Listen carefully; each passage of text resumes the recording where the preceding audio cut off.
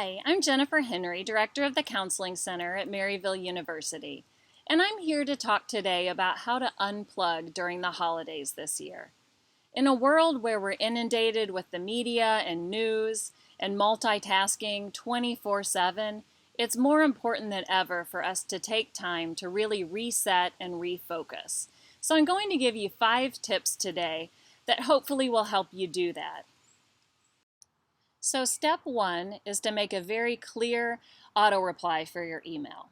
So you'll want to make sure that you're meeting the expectations at your workplace if it's your work email, but make it clear when you'll be replying to messages, how quickly they can expect a response, as well as what to do if they need more urgent contact.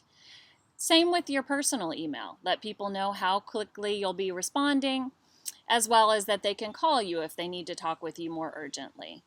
But doing this can help you hopefully breathe a sigh of relief that you're making it clear how often you're going to be replying to things so that you don't have to keep checking your phone every hour to respond throughout the day, and you can be more present.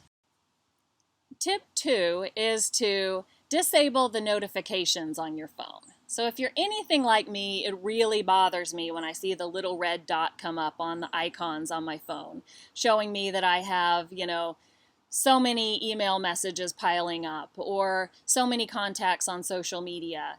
It pulls me away from what I'm doing and makes me think I'm missing out on something and that I need to be checking it. So if you disable those notifications, then you're not going to have that constant little reminder that you need to be checking something. Another approach would be to move those icons on your phone or your iPad to the second or third screen so that you're not seeing them every single time you look at your phone.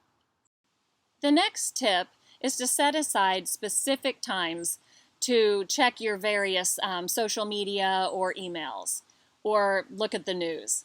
So really set aside some times, maybe once a day or even less if you can get by with it, but really set aside a start time and an end time so that you can put some boundaries on your time on your devices.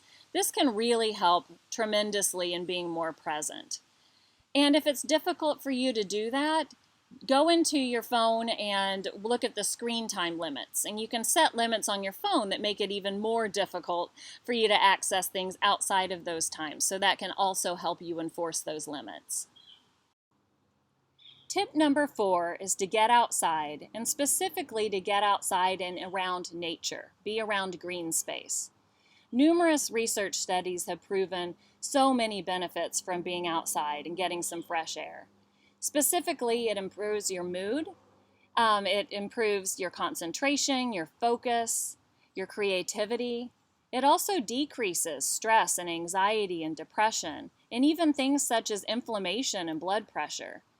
So get outside, try and take a walk. I think you'll find that it really improves any kind of feelings of fatigue that you're struggling with. And tip number 5 is to be present. And hopefully all the previous tips are going to help with this.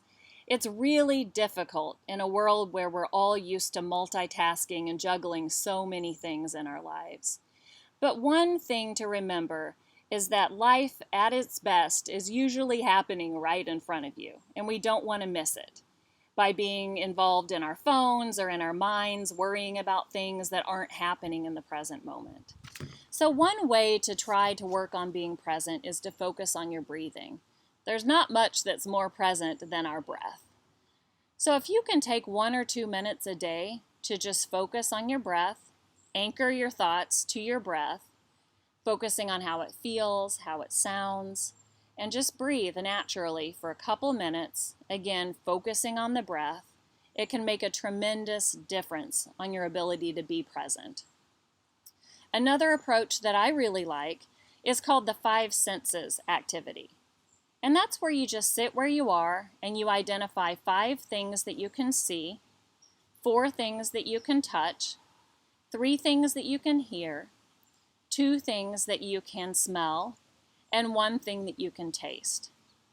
And this is an approach that doesn't take very long, but it gets you out of your head and more into the present moment.